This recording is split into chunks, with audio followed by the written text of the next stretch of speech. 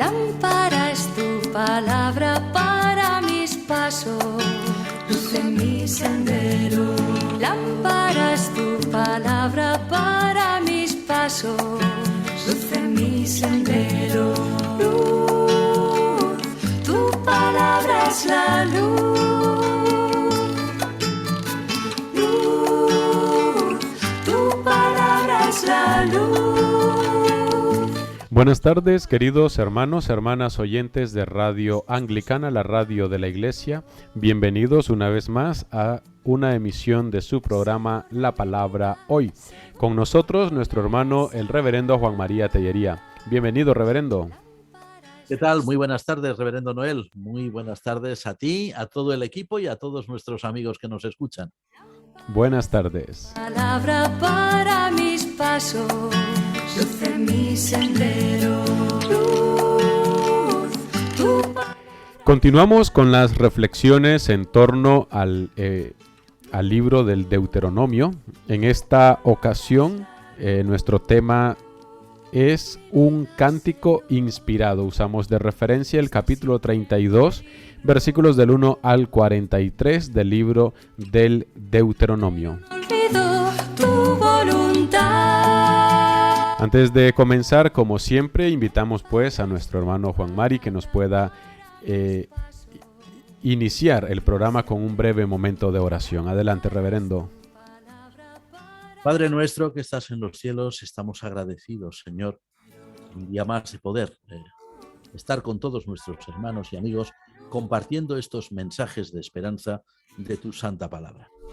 Te pedimos, Padre nuestro, que nuestro programa que hoy te ofrecemos también a ti, sea bendecido por tu misericordia y que realmente pueda ser de utilidad para todos los hermanos y amigos que nos escuchan. Asimismo, seguimos recordando, Padre, a todas las personas que están sufriendo en este mundo y diferentes circunstancias negativas y te pedimos que seas también siempre con nosotros.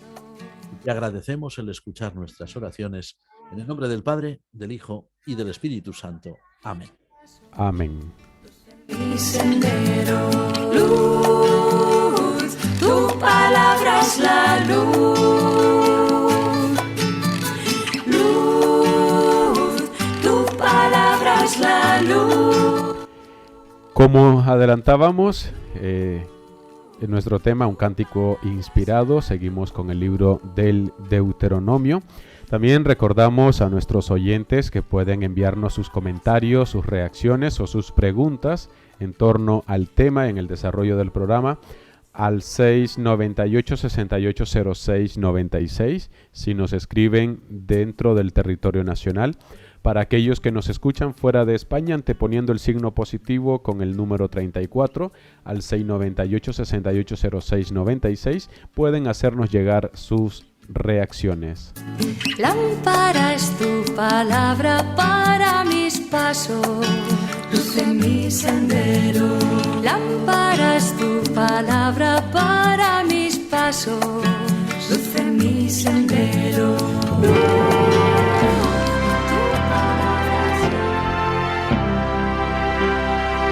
Bueno, comenzamos con nuestro programa, Juan Mari.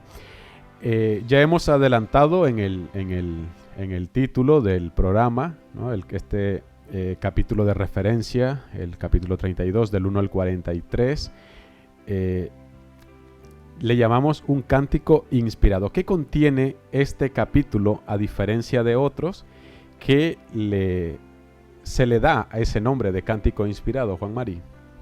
Pues fíjate, Noel, que este pasaje que tú has citado muy bien, Deuteronomio 32, 1 al 43, en la inmensa mayoría de las ediciones modernas de la Sagrada Escritura, suele llevar títulos como el Cántico de Moisés, por ejemplo, o palabras de despedida de Moisés, algo por el estilo, porque aunque hoy lo leemos, y bueno, lo leemos como si fuera efectivamente un poema, un cántico, así aparece en muchas ediciones modernas de la Biblia, incluso en la forma de presentarlo, en su tipografía, lo cierto es que ahí nos encontramos ni más ni menos que con una composición poética de las más importantes que contiene la Biblia.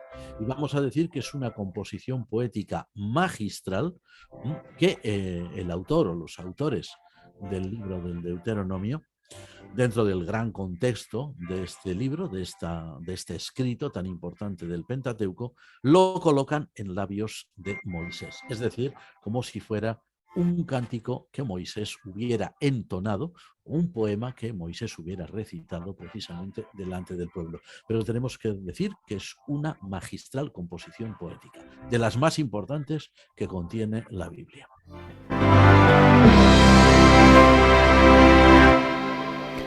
¿Cuál debió ser el medio vital en el que este pasaje vio la luz, Juan Mari? Bueno, tenemos que pensar que el medio vital, o si queremos decir el trasfondo, que aparece, que reflejan, ¿no?, las palabras de este cántico, de esta composición, pues debió ser una época de la historia de Israel muy difícil, cuando el pueblo de Israel, que ya estaba asentado, como sabemos, en la tierra de Canaán desde hacía mucho tiempo, había vivido ya pues catástrofes de magnitud nacional, las que leemos, por ejemplo, pues en el libro de Josué, en los libros de los jueces y de Samuel, o incluso los libros de los reyes, ¿no? Y desde luego el poeta que habla como si fuera Moisés, el poeta o los poetas que hablan como si fuera Moisés dirigiéndose al pueblo, desde luego lo que hacen es acusar claramente al pueblo de Israel de una absoluta falta de fidelidad para con su Dios.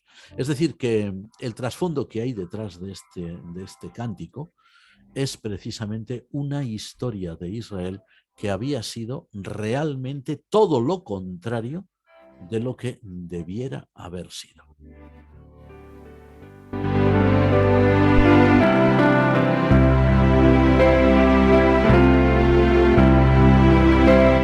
¿Cuáles serían las ideas fundamentales de esta maravillosa composición, Juan Mari?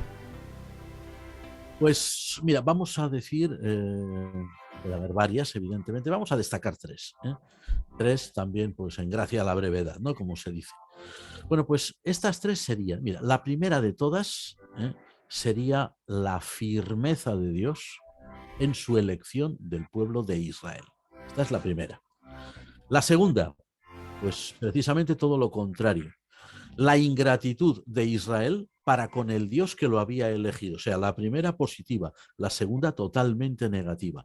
Y la tercera, digamos, la síntesis entre las dos, como aquello que decía el filósofo alemán Hegel, ¿no? Tesis, antítesis y síntesis. Bueno, pues la tercera sería la esperanza que el cántico presenta delante del pueblo. Fijémonos bien, la elección de Dios, que es una elección firme, la falta de gratitud de Israel para con su Dios, que es una respuesta terrible al amor divino, pero en tercer lugar, la esperanza que queda todavía para el pueblo de que su Dios va a bendecirlo.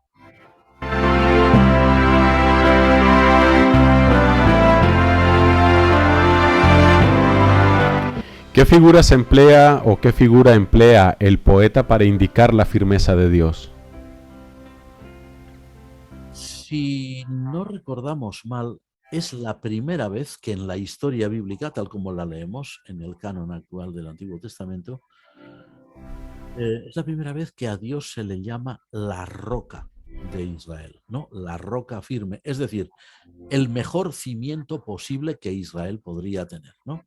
Puesto que Dios, lo que quiere dar a entender esta figura de la roca, es que es inamovible, puesto que Dios siempre permanece, siempre está ahí, no es comparable a las divinidades falsas de los pueblos que rodeaban a Israel, los vecinos de Israel, que eran divinidades pues muy volubles, que incluso podían desaparecer si ese pueblo desaparecía, el pueblo que las adoraba, o si ese pueblo era vencido por otro, pues se suponía que esa divinidad que adoraba el pueblo vencido es destruida por la divinidad del pueblo vencedor o por las divinidades, etcétera. Bueno, pues Dios, frente a todo ese mundo de dioses falsos, de dioses que no tienen consistencia, esta figura nos dice que Dios es el único, que Dios siempre está ahí, que a Dios nadie lo puede hacer temblar, a Dios nadie lo puede destruir y por lo tanto su presencia es constante.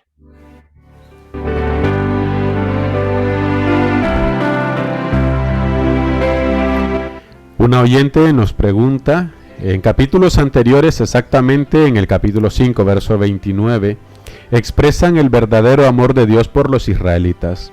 Sin embargo, en este capítulo es como una promesa de respuesta de Dios cuando los israelitas se aparten, pero de una manera trágica. ¿O cómo sería ahí, Juan Mari?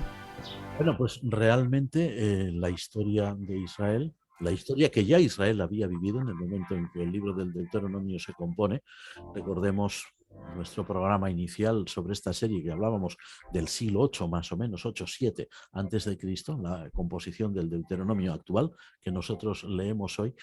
Realmente la historia de Israel fue una historia trágica, fue una historia constante de desobediencia, fue una historia constante de desprecio de todo lo que Dios había hecho por ellos, pero sin embargo tengamos en cuenta un detalle, a pesar de todo eso, Dios era fiel. Es decir, Dios había elegido a Israel, como decíamos, la elección de Israel es firme, y aunque Dios realmente, según la historia bíblica, permitía que el pueblo fuera a veces duramente castigado, pues en fin, siendo invadido por enemigos, siendo destruidas, por ejemplo, sus cosechas, sus ciudades, siendo víctima de auténticas rachias de pueblos enemigos y de pueblos salteadores, que lo que hacían era, pues, llevarse todo lo que podían, incluso personas humanas para venderlas como esclavos, etcétera. A pesar de todas estas desgracias, que eran trágicas realmente, sin embargo, siempre quedaba el pozo, el fondo de misericordia. Es decir,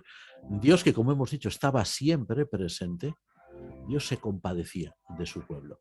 O sea que lo que nos está mostrando efectivamente este pasaje, en comparación muy bien como hace este amigo que nos escribe, comparándolo con esa declaración de amor, realmente ahí se evidencia que la gran tragedia es la desobediencia de Israel.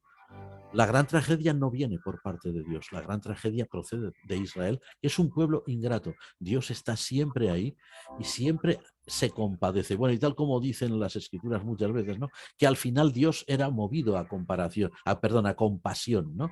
Por su pueblo. A ver, no es que Dios estuviera harto y en un momento dado dijera, vale, por fin me compadeceré porque me dan pena. No, eso son figuras literarias, formas que tienen los antiguos de expresarse. Lo que están diciendo es que Dios, pasara lo que pasara, Dios miraba a su pueblo con misericordia, Dios lo miraba con compasión, Dios lo miraba con amor, porque lo amaba, porque de hecho Dios amaba a su pueblo, aunque el pueblo no lo amara a él. La tragedia siempre es por parte de Israel, siempre es por parte del ser humano, nunca es por parte de Dios.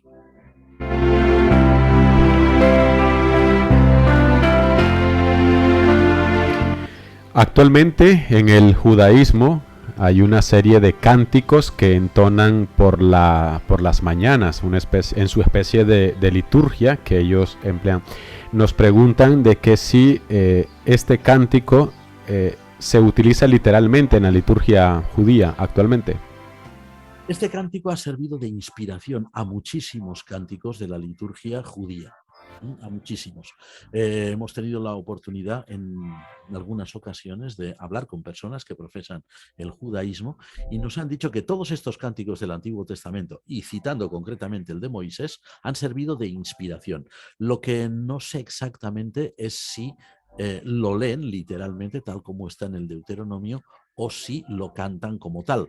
Lo que sí me han confirmado por ahí es que están inspirados algunos de sus cánticos en él, pero no me han dicho que lo lean tal cual, tal como nosotros lo leemos hoy en la escritura. Eso, por lo tanto, no lo podremos responder, pero sí decir que ha servido de inspiración a muchos otros cánticos, eso seguro.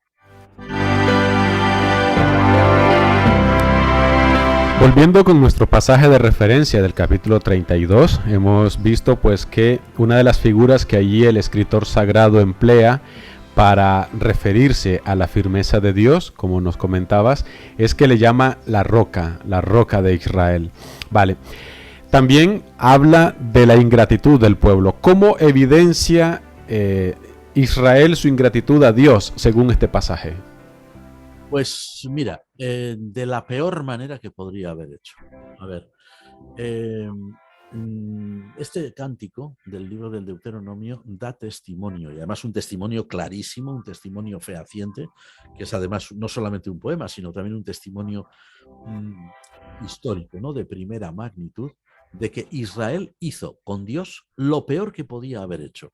O sea, mostró su ingratitud a Dios, a su creador, al que lo había escogido, al que lo había elegido, al que lo había guiado, pues de la forma peor que se le pudiera haber ocurrido a un pueblo humano. Y es precisamente con la práctica de la idolatría. Es decir, la práctica de la adoración a dioses extraños, a dioses falsos, en definitiva, porque el único Dios real y el único Dios verdadero que existe y que ha existido y que existirá en el universo es el Dios único, el Dios Yahvé del Antiguo Testamento, el Dios verdadero, al que adoramos también los cristianos y que también adoran en el Islam y en alguna otra religión también que existe por el mundo. Sustituir la adoración del Dios único y verdadero por adoraciones a, como decimos, divinidades vanas, divinidades que no tenían realmente ningún tipo de fundamento, que no tenían ningún tipo de existencia posible.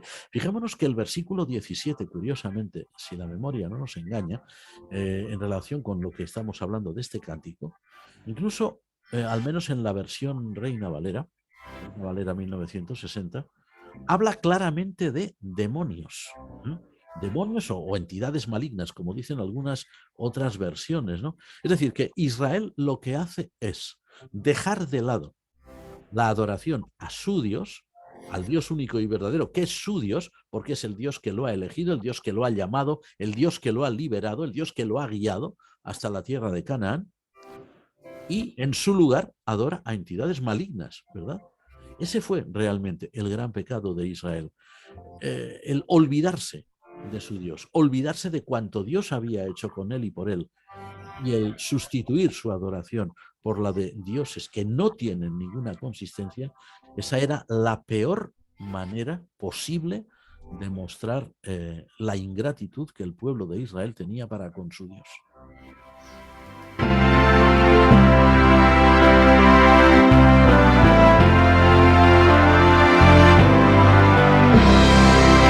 Realmente, Juan Mari, este tema de la idolatría, sobre todo de Israel, es bastante más peliagudo y complejo de lo que tendemos nosotros a considerar. Es más, si hacemos una mirada hacia atrás de todos los libros que hemos analizado en este programa del Antiguo Testamento, en todos siempre se ha hablado de este tema de la idolatría. ¿Qué había en Israel que lo conducía o que lo condujera a la idolatría?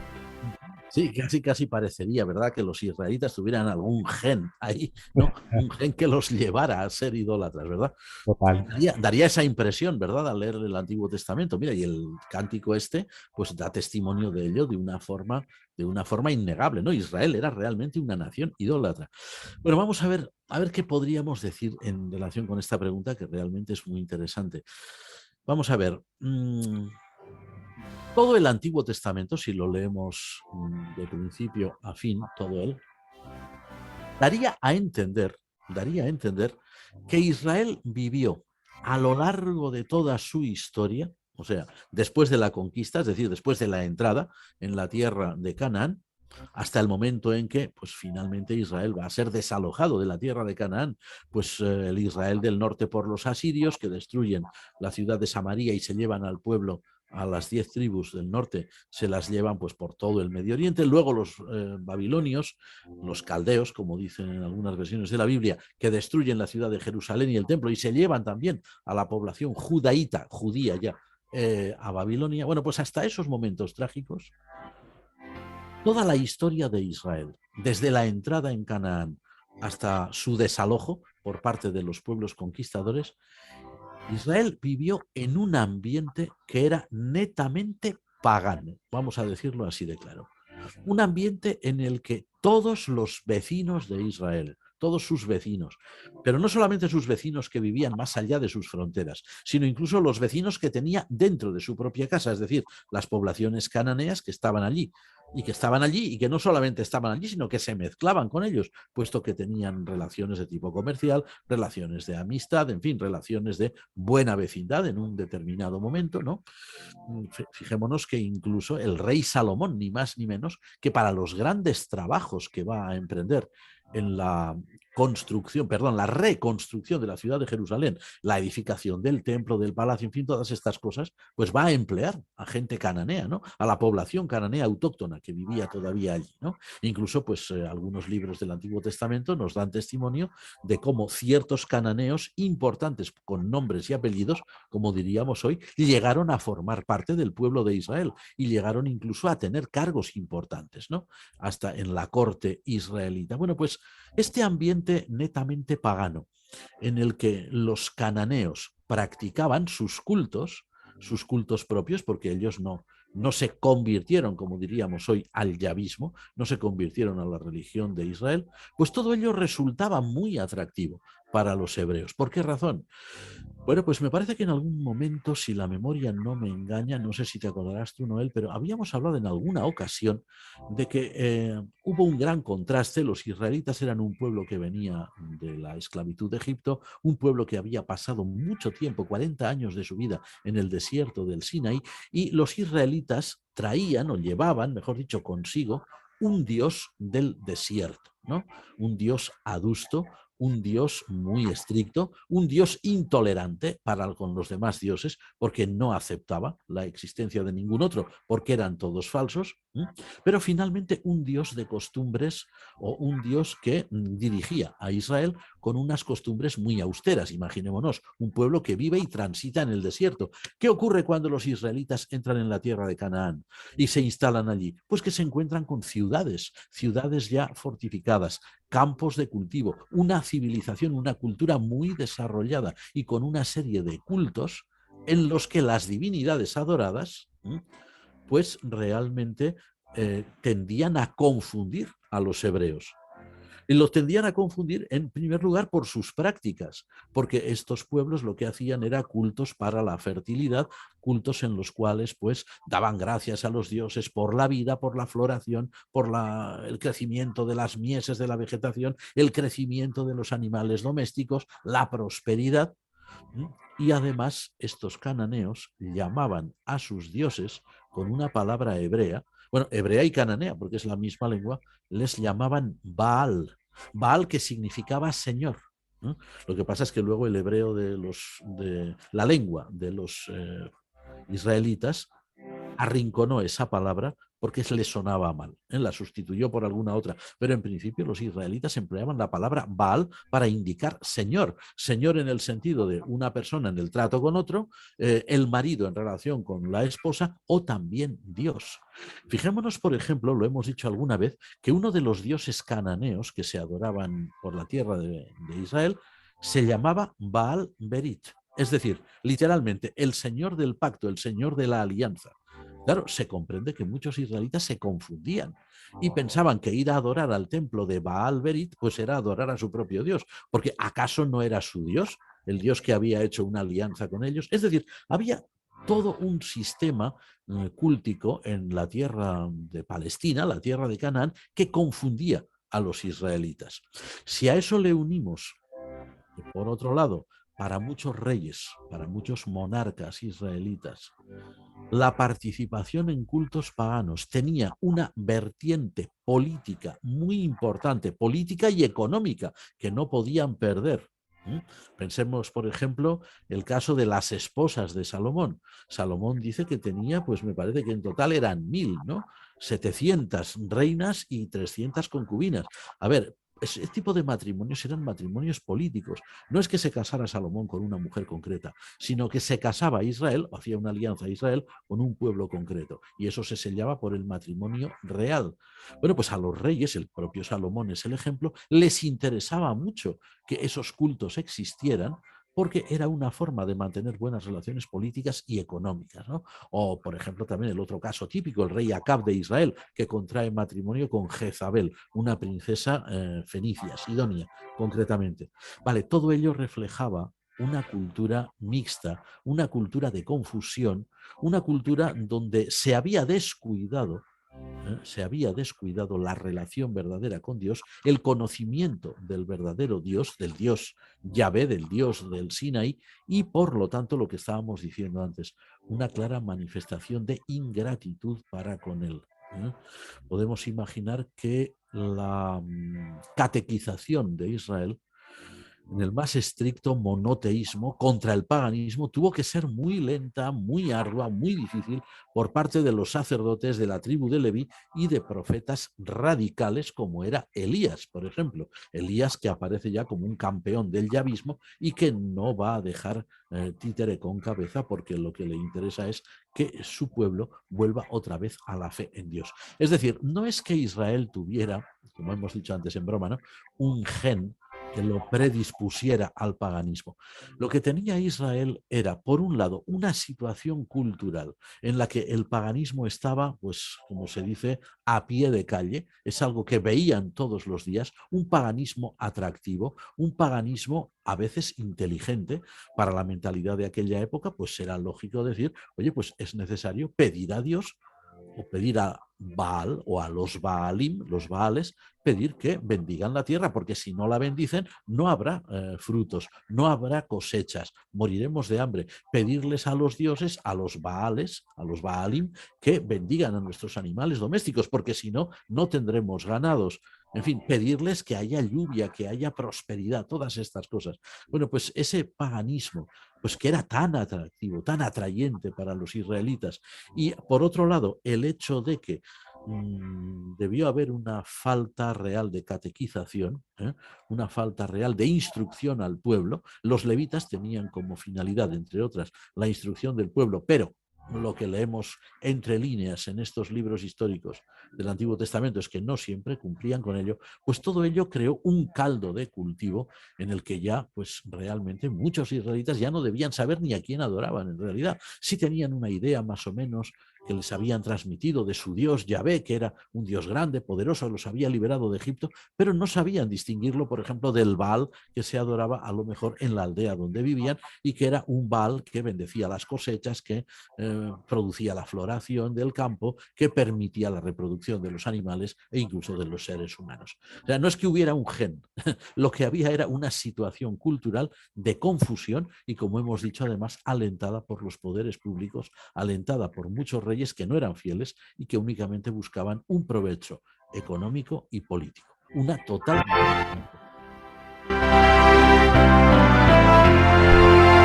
Sí, totalmente, porque es insólito que la mayoría de libros del Antiguo Testamento, aunque sean un par de versículos, dedican para atacar este tema. Luego también el tema de la similitud, yo creo que es muy importante, ¿no? Ese detalle de la similitud en la terminología que empleaban la religión pagana. Eso también creaba mucha confusión. Y te pregunto, Juan Mari, ¿tú crees que eso sucede también hoy en día? Eso de terminologías similares, pero que son totalmente doctrinas súper diferentes. Yo tengo, por ejemplo, una experiencia. Conocí a una persona que era muy religiosa, y luego conociéndola, pues ella pertenece a la organización de la Rosa y de la Cruz, los Rosacruces, ¿ya? Y ella estaba muy entusiasmada porque allí conoció a nuestro Señor Jesucristo, ahí conoció muchísimo de Dios, pero luego volvemos a esto, eran solo terminologías, porque luego la doctrina es un abismo. Efectivamente, ese tema se puede estar produciendo, esta situación se puede estar produciendo y de hecho se produce constantemente, ¿no? De ahí que fíjate, aunque esta no era la idea que teníamos al principio, ¿no?, cuando empezábamos el programa, pero sí creo que debiéramos hacer un llamado importante, aprovechando las ondas, ¿verdad? Uh-huh.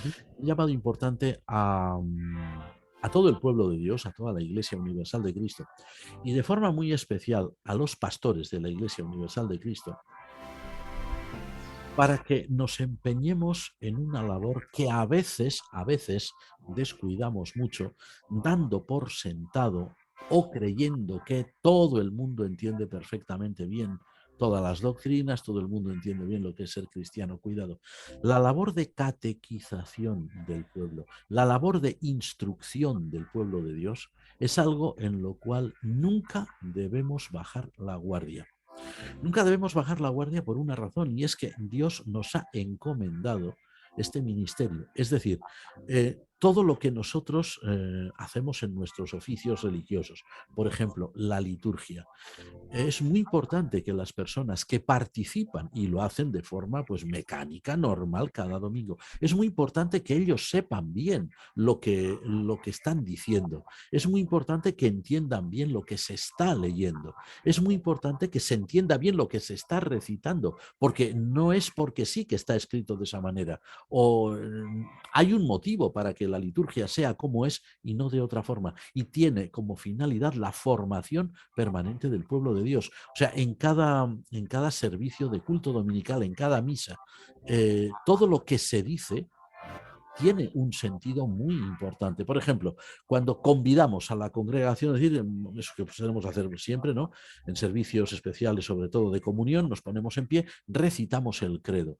Ese credo, que es la base en la que está cimentada nuestra fe, en la que está recopilada todo lo que es nuestra fe cristiana, ese credo se debiera conocer muy bien. E incluso sería muy bueno que en las parroquias se invitara a las personas no solamente a reflexionar en lo que el credo dice, sino también en tener pues ciertas reuniones periódicas de formación sobre el credo, de compartir lo que el credo significa, por qué se dijo de esa manera, por qué no de otra, en fin, todas estas cosas, ¿no? O incluso el hecho de la predicación dominical, la predicación desde el púlpito. Esa predicación debe ser esencialmente catequética. A ver, no quiere decir que el encargado de la predicación tenga que ir con un manual de teología sistemática, ¿no? Para decirle a la gente cómo se debe creer y cómo no. No, no hay que llegar a esos extremos, ¿no? Hay quien lo hace, bueno, no sé si con manual o no, pero casi. Pero eso es un extremo al que no hay que llegar.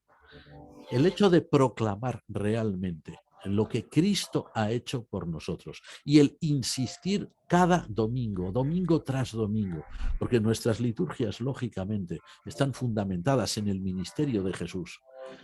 Eso hace que los creyentes, los fieles asistentes, pues si escuchan realmente la palabra de Dios, van a entender realmente quién es Dios, quién es Cristo, por qué son cristianos y por qué no son otra cosa, ¿no? Es fundamental que haya una catequización permanente del pueblo de Dios para evitar problemas como los que tuvo el antiguo Israel o como estos problemas que, mira, tú mismo has sido testigo de un caso de estos y hay muchos, sin duda. Nos dice una querida radio escucha que si podríamos decir de que este texto del capítulo 32 del Deuteronomio es un texto constante, por no llamarlo eterno, en el que hoy en día vemos a muchas personas completamente alejadas de Dios, que practican idolatría, tráfico de personas y muchas otras cosas que ofenden a Dios, pero luego también encontramos personas que son fieles a Dios. Bueno, este texto se escribió evidentemente para que fuera un verdadero impacto de sacudida en todos aquellos que lo escucharan. Pensemos que este texto fue escrito en primer lugar para ser leído en público, para ser recitado. Además, al tener forma de poema, tenía una función didáctica, ¿no? Es decir, no solamente que se escuchara y que la gente dijera qué bonito es, sino que incluso que se inculcara de forma que se aprendiera de memoria. La finalidad de la poesía, no solamente entre los antiguos israelitas, sino también mucho más tarde, la finalidad principal era formar. Era instruir, era una de las maneras de instruir. Efectivamente, este texto se redactó tal como lo leemos en el Deuteronomio para que se recordara, para que se recitara, para que la gente, los israelitas de la época, adquirieran conciencia de cómo había sido su historia y cómo debía ser a partir de ese momento.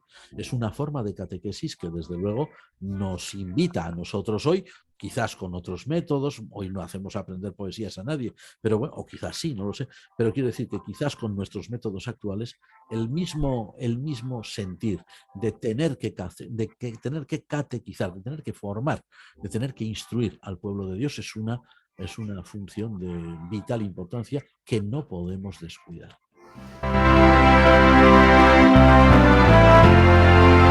Volviendo con el cántico, Juan Mari, ¿qué importancia reviste el hecho de que este cántico concluya con una nota de esperanza para el rebelde Israel?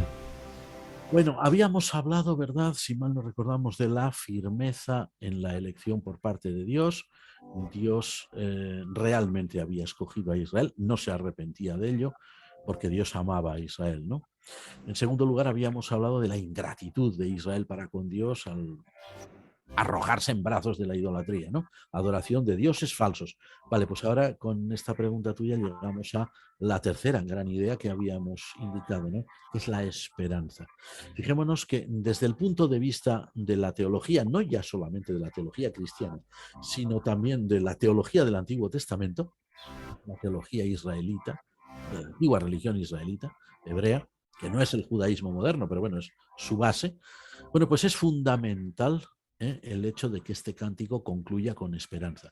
Porque el hecho de que Dios realmente quiera que el pueblo tenga esperanza, o sea, que sea consciente de su ingratitud, que sea consciente de su pecado, pero que al mismo tiempo aún tenga esperanza, ello apunta a algo muy importante que es la gracia de Dios, que es la misericordia de Dios. Y la gracia de Dios, esa misericordia de Dios, que se manifestarán un día en la historia humana, en la persona, para siempre ya, en la persona y la obra de Cristo Jesús, eso es el tema fundamental que atraviesa todo el libro del Deuteronomio, que atraviesa todo el Antiguo Testamento, que se cumple plenamente en Jesús y que atraviesa el Nuevo y que tiene que atravesar toda la historia de la Iglesia, ¿no? Hasta el final de los tiempos. A ver, estos tonos, vamos a decir así, de, ¿cómo diríamos?, de anticipación profética del poema, que hablan pues de cómo el pueblo de Israel pues en un momento dado pues Dios lo bendecirá. No es simplemente una presunta restauración política de Israel, ¿no? No es simplemente decir, bueno, pues ahora estamos en una mala situación debido a que hemos sido un pueblo infiel a Dios, reconocemos nuestro error y esperamos que Dios nos perdone y nos vuelva a dar pues lo que nos había dado, es decir, un territorio grande, el imperio de David y Salomón, por ejemplo, una gran prosperidad material, no va mucho más allá, ¿no? Lo que señala es a un horizonte completamente nuevo. Un horizonte completamente nuevo porque la misericordia de Dios es infinita. Es decir, la misericordia de Dios no se ciñe, el amor de Dios no se constriñe simplemente a un territorio geográfico, grande o pequeño, ¿no? La misericordia de Dios abarca no solamente la tierra, sino también el universo entero. Entonces, lo que hace este cántico cuando concluye, cuando finaliza, con una nota de esperanza, es apuntar a algo nuevo, algo que tendría que suceder en tiempos futuros. Para nosotros ya es tiempo pasado, tiempo histórico. Para Israel, en el momento en que este cántico se compone, es tiempo futuro, que es lo que podríamos decir la aurora de la redención. En el momento en que Cristo Jesús, el Mesías, el descendiente de David, el hijo de David, como dicen las versiones clásicas de la Biblia, en el momento en que él llevara a término, de una vez por todas, para siempre, ¿no?, la historia de la salvación, la historia de la redención, toda esa esperanza que este cántico del libro del Deuteronomio prevé para Israel, tendrá su pleno cumplimiento. Porque no solamente afectará a Israel, ahí está lo más importante, sino que afectará al conjunto del género humano.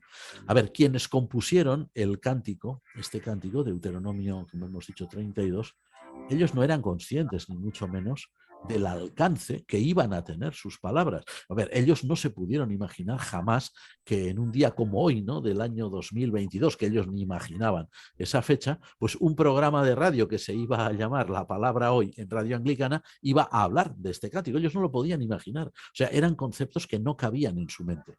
Ellos no sabían nada de lo que iba a venir después, pero Dios sí lo sabe, Dios sí lo sabía, y por eso este cántico estaba apuntando a algo que sus autores no podían ni tan solo vislumbrar Y nosotros hoy, entendemos, si más o menos vislumbramos lo que quiere decir, es porque hemos leído la Biblia entera, el Deuteronomio también, pero también hemos leído el Nuevo Testamento, que ellos no conocieron. Y desde luego sí que podemos decir, y podemos decirlo pues con total humildad, no tenemos ni idea de todo lo que este cántico llegará a significar plenamente, incluso para nosotros, para la Iglesia, en el día en que pues estemos en la presencia del Señor, o mejor todavía, en el día en que Cristo, en su segunda venida, en su parusía, ponga fin a la historia humana y dé comienzo al reino eterno de Dios.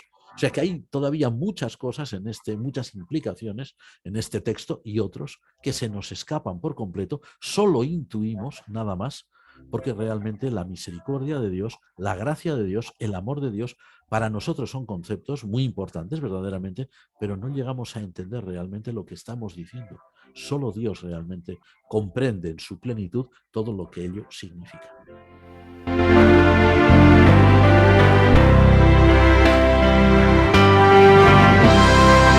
Bueno, queridos hermanos, ha sido nuestro programa de hoy, de la palabra hoy. Gracias por la compañía, gracias también a Juan María por este tiempo que comparte, estos conocimientos que comparte y que a su vez también es muy importante para el pueblo de Dios por esa necesidad de formación, esa necesidad de conocimiento, ya que desde antiguo, como dicen las mismas escrituras, mi pueblo perece por falta de conocimiento. Así que gracias, Juan Mari, por este gran aporte que haces al pueblo de Dios.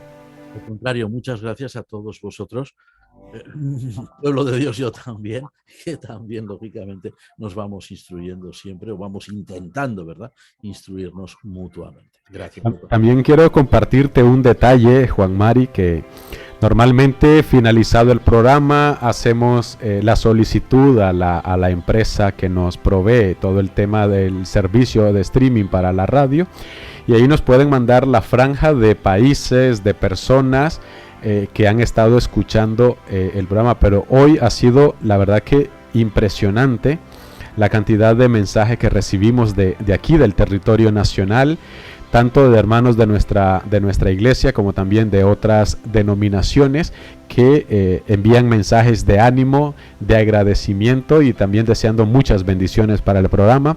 También recibimos reportes en directo en el momento que estamos acá desde Colombia, desde Estados Unidos, desde México, desde Nicaragua, desde Perú, de Chile y Argentina. O sea, hemos recibido una cantidad de todos estos países de mensajes agradeciendo y también pues dando muchos ánimos, deseándote también a ti muchos saludos y muchas bendiciones. Y la verdad que a mí me impresiona muchísimo porque es muy diferente a cuando ya nos mandan la estadística, ¿no?, de todos los países donde nos han escuchado tal, pero ahora han sido personas de estos países que nos han querido reportar sintonía, de manera que luego lo vamos a contrastar con el dato y yo creo que ha sido una bendición, la verdad, Juan Mari. Pues realmente es así y tenemos que darles muchísimas gracias porque son las palabras de estas personas, son sus ánimos, son sus oraciones por nosotros, lo que realmente nos sostiene y es lo que nos permite seguir adelante, sin duda alguna. Gracias a todos vosotros.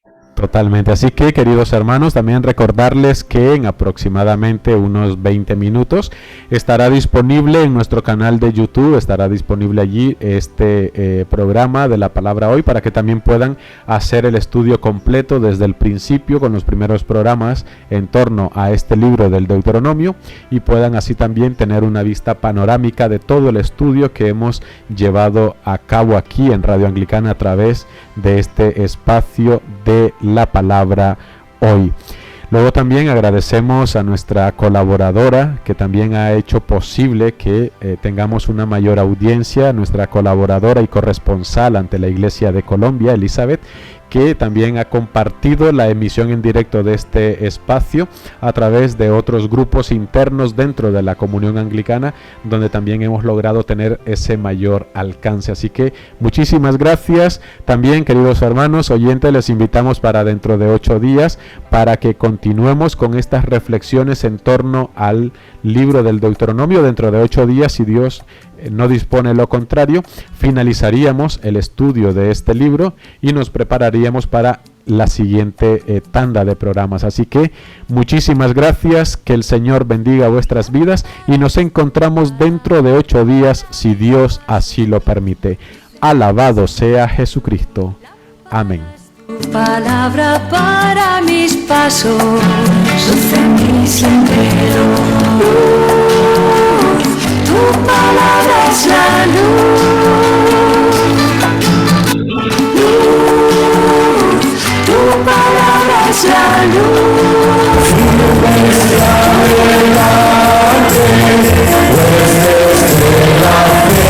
Usted está en sintonía de Radio Anglicana, transmitiendo vía internet en www.radioanglicana.es. También puede escucharnos en su dispositivo móvil, descargando nuestra aplicación para Android e iOS. Radio Anglicana, la voz de la Iglesia.